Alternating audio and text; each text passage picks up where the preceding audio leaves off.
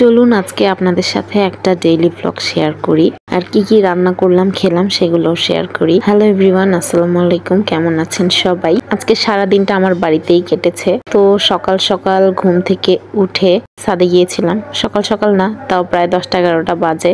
তো ছাদে গিয়েছিলাম মূলত পানি আনতে। এদিকে আমি পানির জেরিকেনটা বসিয়ে দিয়েছি আর সে হাত দিয়ে দিয়েছে।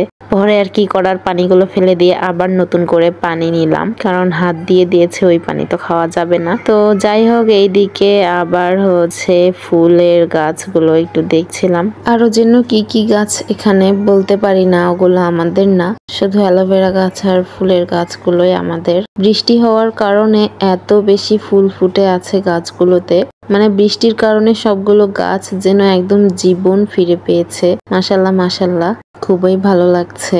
আর এদিকে এসে ফুল দেখলে নিজেকে আর আটকাতে পারে না, সবগুলো ফুল ছিঁড়তে চলে যায়, সুন্দর করে আদর করে আর ফুলগুলো তোলে। কি যে করে আল্লাহ জানে। ও যখনই ছাদে যায় ফুল পেলেই সে ফুল তুলে নিয়ে আসে।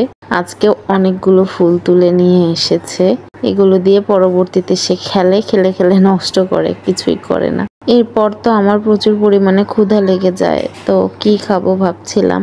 এদিকে একটা সবজি ছিল আর একটু ভাত ছিল ফ্রিজে, তো ভাবলাম সবকিছু দিয়ে একটা খিচুড়ির মতন বানিয়ে খাই। তো একটু সবজি, একটু ভাত, একটু ডাল দিয়ে হচ্ছে একটু মশলাপাতি দিয়ে খিচুড়ি রান্না করে নিয়েছিলাম। লাস্টের দিকে একটা ডিম ভেঙে দিয়েছিলাম, কারণ এই ডিম আবার আলাদা করে ভাজতে যাব কি দরকার, বা আলাদা করে সিদ্ধ করতে যাব সেটারও বা কি দরকার। খিচুড়িতে এইভাবে দিলেই তো হয়ে যাচ্ছে, এক ঢিলে দুই পাখি মারা হয়ে যাচ্ছে, তাই না? তো সেটা ভেবেই আর কি এই তো ডিমটা আমি খিচুড়ি হওয়ার আগ দিয়ে দিয়েছিলাম। তারপরে কিছুক্ষণ জাল করার পরে হয়ে গিয়েছে।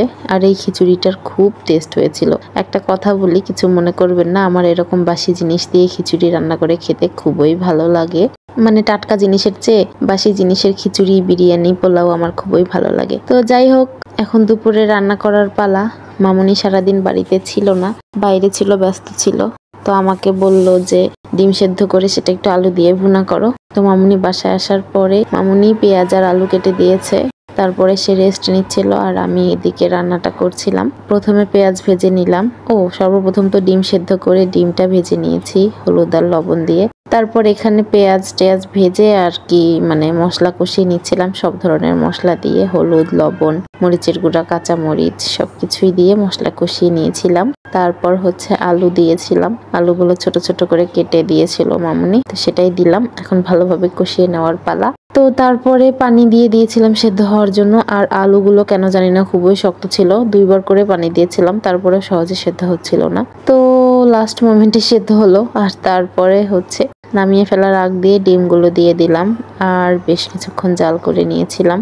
তরকারিটা বেশ কিছুক্ষণ জাল করে নামিয়ে ফেলেছিলাম, একটু ঝোল ঝোল করে রাখা হয়েছিল, যেহেতু অন্য তরকারি খুব একটা ছিল না। তো এটার ঝোল দিয়েই আর কি ভাত মেখে খেতে হবে। তো আজকের ভিডিওটা এখানেই শেষ করছি। ভালো থাকবেন সবাই, আল্লাহ হাফেজ। দেখা হয়ে যাবে পরের ভিডিওতে।